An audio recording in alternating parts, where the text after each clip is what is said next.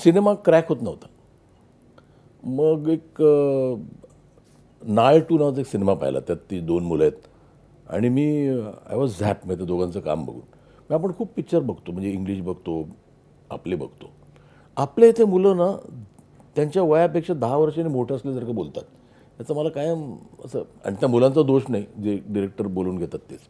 पण ह्या सिनेमामधली मुलं बघितली इतकी नॅचरल होती. 3 वर्षाची मुलगी होती ती. तर आय वॉज व्हेरी इम्प्रेस्ड. म्हणजे आय वॉज ऑल्सो इम्प्रेस्ड आणि नॅशनल अवॉर्डची screening committee also was impressed. दोघांनी बक्षीस मिळालं. पण तेव्हा मी त्यांना घरी बोलवलं. म्हणजे मला खूपच तो सिनेमा आवडला म्हणून त्यांना घरी जेवायला बोलवलं आणि त्यांच्याकडे बघत असताना कुठेतरी एक सेल्फिश नीड झाली की मला यांच्यावर एक सिनेमा करायचा आहे. बरं मी त्यांनाही म्हटलं की सिनेमा करायचा आहे आणि the process started that moment. त्याच वेळेला मला की काय करूया यांच्यासाठी. कारण ती मुलं आहेत.